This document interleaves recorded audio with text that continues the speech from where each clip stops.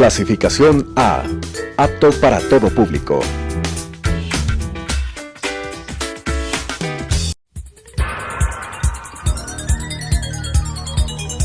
Las opiniones vertidas en este espacio por la producción y dirección del programa son de exclusiva responsabilidad de sus autores y de quienes intervienen en ellos.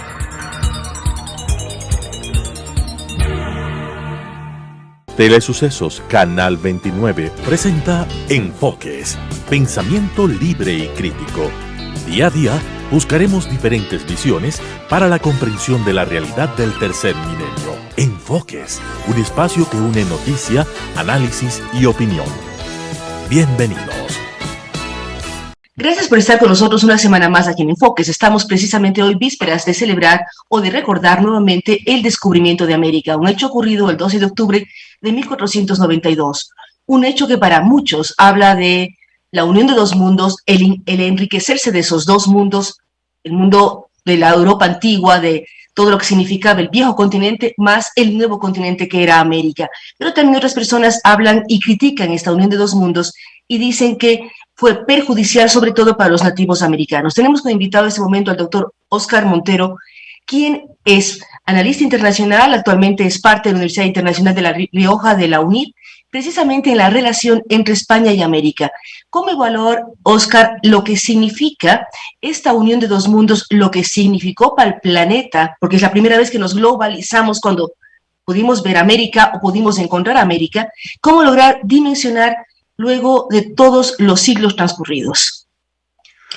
Buenos días con todos. Muchas gracias por la invitación, Claudia. Bueno, creo que hay un elemento, y tú has mencionado una palabra que para mí es clave, ¿no? Globalizar. Yo hace unos años, hace unos 10 años, hacía un trabajo de investigación importante sobre el tema de dependencia entre Europa y América Latina, y hablaba con una profesora, una de las mayores especialistas en política desde América, en este caso desde el estudio o desde la teoría del sur, que se llama en ciencia política, que es Thalia Fun Rivero, y hablaba de esto, ¿no? La globalización, que parece algo nuevo, que parece algo de hoy, que parece algo que recién ha nacido, es un tema que viene efectivamente de esa fecha, ¿no? De la fecha en la que Colón llega a América y que prácticamente empezamos a visualizar lo que es el planeta Tierra en toda su dimensión, ¿no? Y a partir de ahí empieza lo que ha habido en la historia de la humanidad, ¿no? Diferentes conflictos, diferentes guerras por imponer un tipo de cultura o un tipo de hegemonía, ¿no? Bueno, esto ni es bueno ni es malo, es simplemente el conflicto que al final se da en la sociedad o en el intercambio a nivel global, y lo que sí hizo fue, desde luego, es generar o imponer, en este caso, y quizás eso fue lo más criticable, una cultura que hoy, de alguna forma, con un idioma, como es el español, que hoy domina prácticamente toda América y que ha generado incluso un intercambio cultural importante. Hubo un tema de mestizaje también, que en aquel momento fue seguramente mucho más forzado, pero que hoy nos hace hermanos y nos hace rescatar, y creo que ahí es donde deberíamos de quedarnos, rescatar lo más positivo de esa mezcla cultural, de ese, yo creo, ir y venir, ¿no? Porque al final no fue solo una situación de trasladar lo que pasaba en el viejo mundo hacia el nuevo mundo, sino incluso rescatar muchos elementos que se daban en ese nuevo mundo, en esa América, y traerlos hacia Europa. Hablamos de dos culturas que se unieron, que se unificaron y compartimos muchas cosas. O sea, ¿qué sería de España sin patatas y sin tomates, sin tortilla de patatas, que son absolutamente americanos, o sin maíz, o sin los tomates, como decíamos, o sin chocolate? Alguna vez mi padre escribió un artículo que decía Europa un continente insípido. Sin haber descubierto y llegado a otras latitudes, no tenían tanta variedad alimenticia. Entonces, ¿cómo evaluar? Fuera de micrófonos, yo recordaba a Óscar, él estuvo viviendo muchos años en el Ecuador, ahora nuevamente está en España, pero él vivió lo que fue octubre del 2019, que fue por medidas económicas, pero también siempre cuando se habla del 12 de octubre, muchos hablan de un día de luto para América, otros hablan de un día de celebración. En Estados Unidos se celebra el Columbus Day, En Europa también tienen una serie de festejos y celebraciones por el 12 de octubre, pero ¿cómo evaluar 529 años después? O sea, ¿cómo entender y comprender lo que fue o lo que pasó hace más de 5 siglos? Porque también uno tiene que pensar con esa forma de conquista, de dominio de esa época. Además, los españoles, les guste o no a las personas que son muy críticas, eran realmente aventureros, muy osados, muy capaces de lanzarse al mar en una cáscara de nubes, que eran las carabelas o las barcas. Yo no entiendo, uno cuando cruza el océano en avión tiene miedo. Imagínense cruzar el avión en una barquita en la barbaridad del océano y sin saber además a dónde llegaban ni cuántos días les tocaba viajar. Es una mezcla de temas que uno debe recordarlos, apreciar la historia, pero también evaluar lo que pasó. Oscar mencionaba también este gran idioma que es el español, el segundo más hablado del mundo, que deberíamos incluso reivindicar el tema del español, pero también somos culturas judeocristianas. Nos guste o no, es la herencia que tenemos. ¿Cómo ir demostrando esto al mundo entero, la importancia de América y de Iberoamérica para el mundo entero? Hay un elemento que es clave y es la hermandad. O sea, hoy somos hermanos por la cultura que hemos de alguna forma enriquecido a través pues, de ese intercambio que hemos tenido. Como bien decías, yo he vivido 10 años en Ecuador, he vivido 3 años en Cuba y la verdad es que encuentras muchísimos elementos comunes, muchos elementos que te hacen estar mucho más cerca de esa cultura, que te hacen entender mucho mejor la idiosincrasia de cada uno de estos pueblos de América Latina, pero sobre todo también rescatas un poco todas esas diferencias que al final nos enriquecen, ¿no? Y yo creo que lo que debemos de empezar a rescatar y empezar a tener en cuenta es esa riqueza de culturas, esa riqueza incluso que hace diferente al indígena, al ecuatoriano, al colombiano, al cubano, al caribeño. Bueno, todo eso al final enriquece una cultura que cada vez de alguna forma se va haciendo más grande y que viene seguramente dominada por una lengua que es el español en este caso, y también por una religión que en ese momento, bueno, pues fue impuesta, seguramente de forma salvaje, eso no es discutible, a unas culturas que en ese momento tenían unas creencias diferentes, ¿no? Pero a pesar de eso, yo creo que hoy lo más importante, por ejemplo, es el amor que se tiene hacia la tierra, hacia la Pachamama, por ejemplo, que es un tema que yo he rescatado y que yo he conocido en estos 10 años en Ecuador, que me han hecho respetar de forma diferente lo que es la naturaleza, ¿no?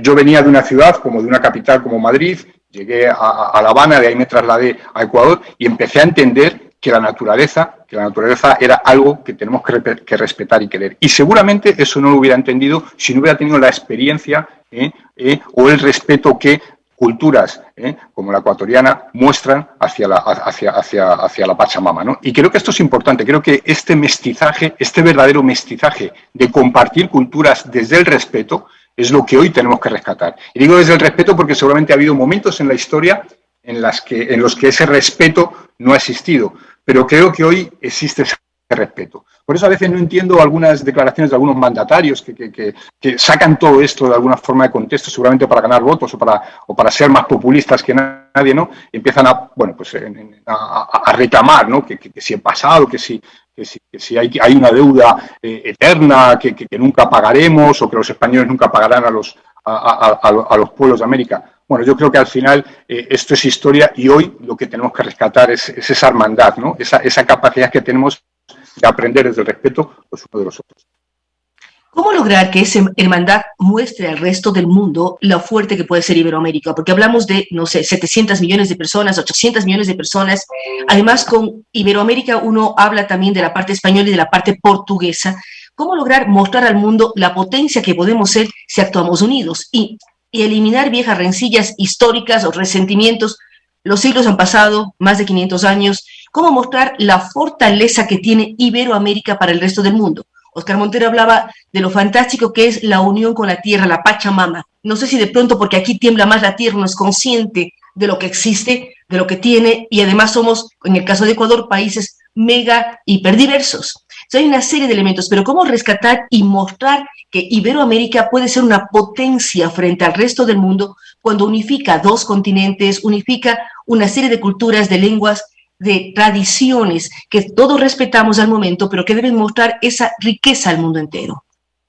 Qué interesante la pregunta, Claudia, porque, y aquí me voy un poquito a mi deriva política, ¿no? Fíjate que España al final, con la integración de Europa, se alejó un poco de América Latina, ¿no? Esa integración europea que consiguió el viejo continente y que, por ejemplo, no ha conseguido América Latina, que tiene múltiples procesos de integración, ninguno de ellos consolidados, ha hecho que, por ejemplo, España al final se sienta en algunos elementos mucho más cerca de Europa que de América Latina. Pero seguimos siendo, y España y Portugal sigue siendo ese referente para América Latina, sigue siendo ese defensor de América Latina en Europa, por ejemplo, sigue siendo ese canal de vínculo entre América Latina y Europa, ¿no? Y eso es lo que tenemos que rescatar. Y hay una palabra que tú has mencionado también al enunciar tu pregunta, que es el tema de unidad. Yo creo que aquí tenemos que buscar lo que nos une, lo que nos hace comunes, para potenciar eso por encima de las alianzas políticas que puedan existir a través de la Unión Europea o a través de las alianzas que América Latina tiene en sus procesos de integración. Creo que América Latina, España y Portugal tienen que ser capaces de buscar esos vínculos de conexión, esos objetivos incluso comunes, que son de alguna forma los elementos que hacen que la integración funcione. Bueno, pues creo que en el tema cultural, en el tema de educación, en el tema de la diversidad que hemos demostrado al final compartir o intercambiar a lo largo de los siglos, tiene que pasar por aquí, ¿no? Tenemos que ser capaces de ir más allá de lo político y generar esos vínculos que existen innegablemente, y tú hablabas antes, por ejemplo, la patata y de la tortilla de patata española tan famosa, que sin la patata no hubiera sido nada. Bueno, pues esos vínculos tan simples como el tema de la patata, del tomate, o de la cultura, o del lenguaje, o de los escritores. ¿Cuántos escritores no tenemos que hablan de España y que hablan de América y que hablan de América y que hablan de España y que no tienen por qué haber nacido en una o en otra parte del mundo, ¿no? Todo esto es lo que debemos de potenciar. Y yo creo que, fíjate, el eje está más en la cultura y en la educación que en lo político. Porque en lo político ya hay espacios muy definidos, espacios globales, regionales, de ese contexto que al final no está en las manos ni siquiera de los españoles o de los latinos o de los ciudadanos de América Latina. Creo que hay que buscar esa unidad y esos objetivos comunes desde la cultura. ¿Y cómo lograr ir rompiendo esas viejas rencillas que hay, el tema de la historia o de lo que pasó con la población indígena, que fue extremadamente fuerte, pero los siglos han pasado? ¿Cómo ir sanando esas heridas viejas que muchas veces son exacerbadas por el tema político, como mencionaba Oscar? Hay países en los que reniegan y piden a España que pague lo que pasó hace 500 años. O sea, no quito razón porque hay poblaciones indígenas que fueron muy maltratadas, pero cómo ir superando e ir sanando e irnos proyectando hacia el futuro. Estaba viendo yo en Google, efectivamente somos casi 700 millones de habitantes. Y yo recordaba de muy chiquita, había un programa que se llamaba 300 millones, cuando éramos 300 millones en Iberoamérica. De muy chiquita, allá muchos años más tarde, llegamos a 700 millones. ¿Cómo lograr que estos 22 países unidos muestren al mundo el peso y su importancia, sanando viejas heridas? Yo creo que esta misma globalización de la que hablábamos antes va a conseguir esto, ¿no? Porque cada vez hay más vínculos, incluso estrechos, a nivel incluso familiares, entre ciudadanos del viejo continente, de España, de Portugal y estos ciudadanos de América Latina.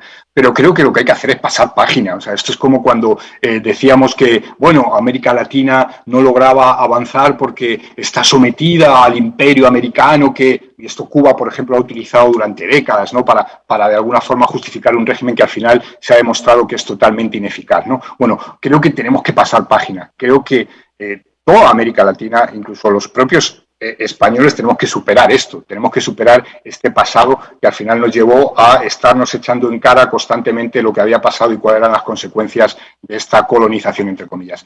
Fijaros, yo hacía un análisis hoy cuando estaba preparando un poco la entrevista, veía que ahora hay nuevas formas de colonización. Y no por eso vamos a decir a China, que está intentando colonizar América Latina con sus préstamos salvajes y su compra masiva de diferentes productos que los chinos no logran tener en su área, o ese control que quieren tener del mercado global. No vamos a estar eternamente echando la culpa a los chinos de que el desarrollo de América Latina no va a funcionar. No, lo que tiene que hacer América Latina es aprender e intentar desarrollarse por sí misma, ¿no? Y aquí volveríamos un poco a lo que hablábamos antes de la integración, ¿no? Creo que América Latina tiene que ser capaz de unirse como continente y ahí tiene que contar con la experiencia incluso de España y de Portugal para apoyar esta situación, ¿no? Y hacer frente a las nuevas formas de colonialismo que pueden existir.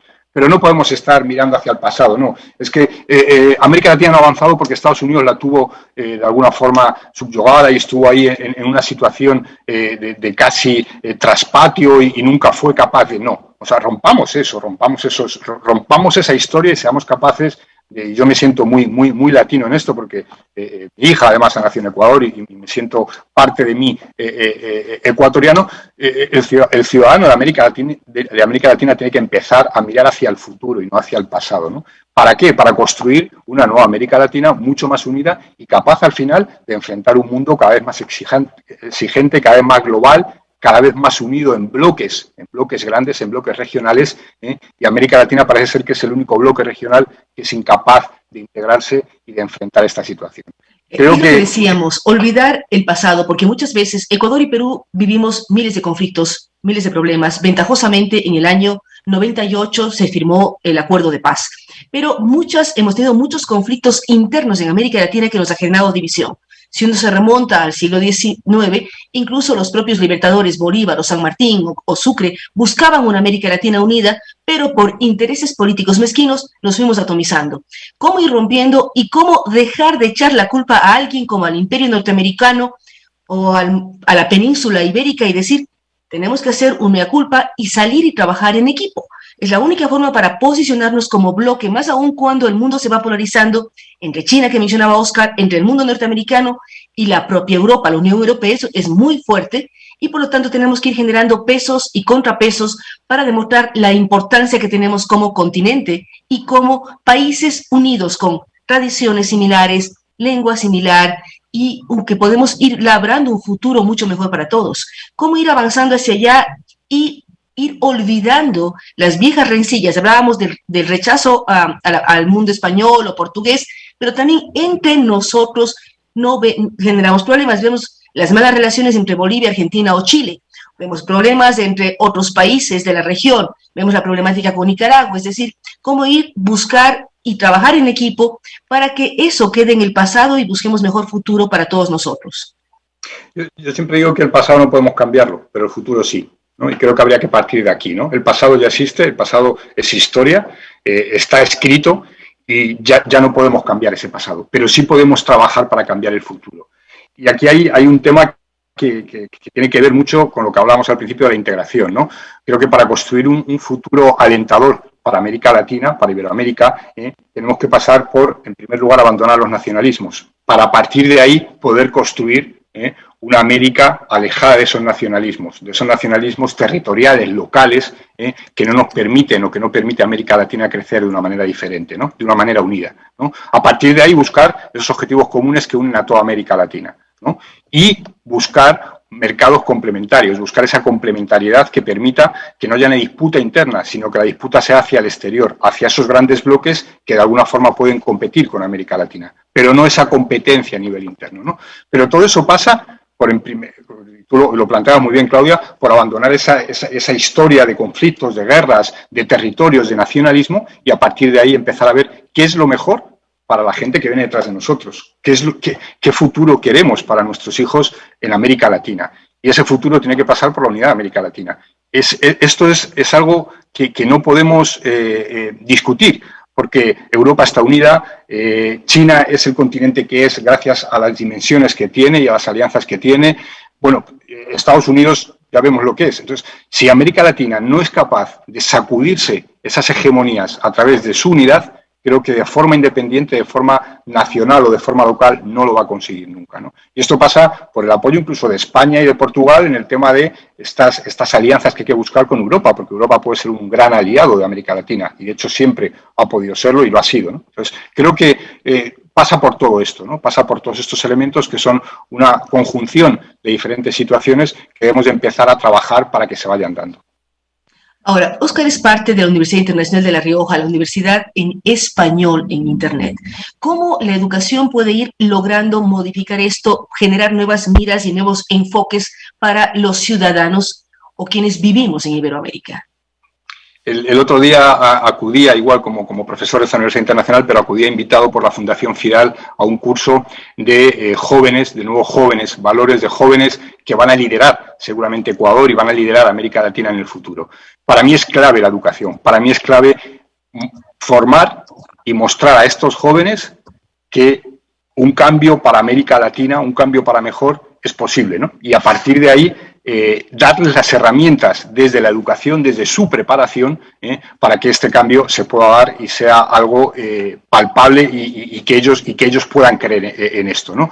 Formar nuevos jóvenes, formar jóvenes más preparados, formar jóvenes para competir en este mundo global, y esto es, por ejemplo, lo que hace la Universidad Internacional de La Rioja, pero lo que hace, por ejemplo, entidades mucho más pequeñas, más locales como Fundación Fidal, puede ayudar muchísimo a que efectivamente América Latina vaya hacia donde todos queremos que vaya, ¿no? Hacia ese desarrollo deseado que haga que, bueno, pues esos países en vías de desarrollo, esos países, entre comillas, y esta palabra no nos gusta tanto, pero tercermundistas en algunos ámbitos, puedan salir de ahí, ¿no? Y eso se sale solo con la cultura, solo con la preparación de nuestros jóvenes y con capacitarles y darles esas herramientas para que puedan luchar y puedan al final construir lo que nosotros deseamos que sea el futuro de todos nuestros países.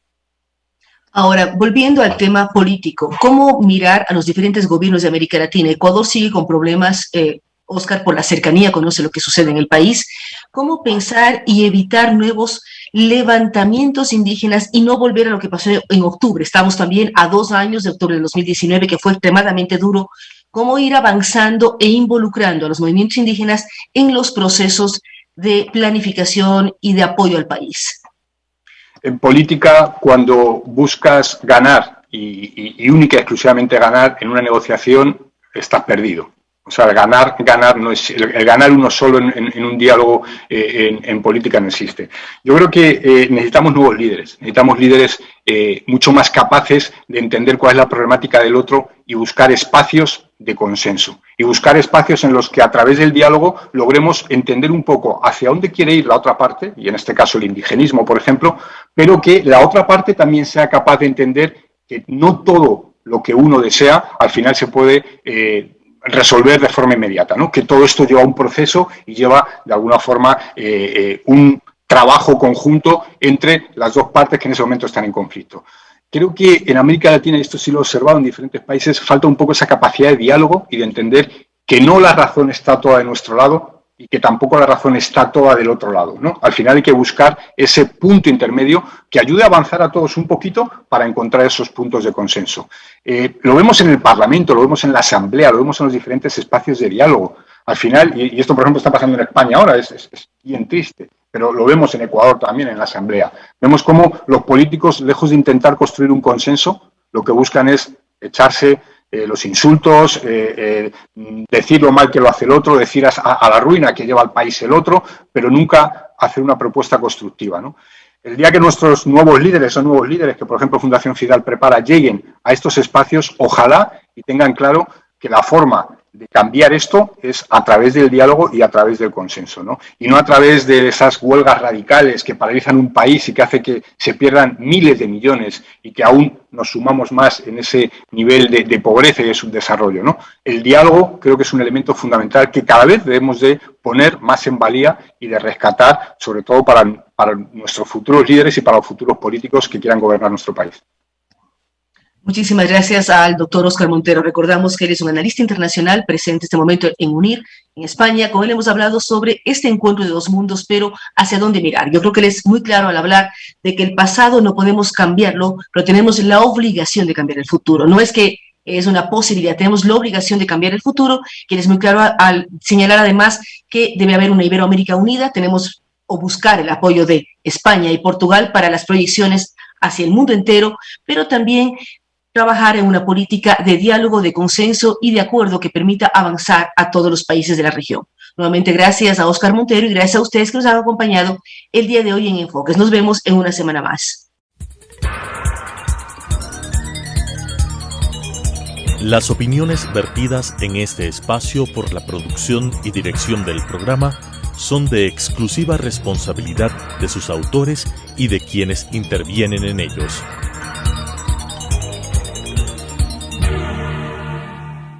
Telesucesos Canal 29 presentó Enfoques, pensamiento libre y crítico. Día a día buscaremos diferentes visiones para la comprensión de la realidad del tercer milenio. Enfoques, un espacio que une noticia, análisis y opinión.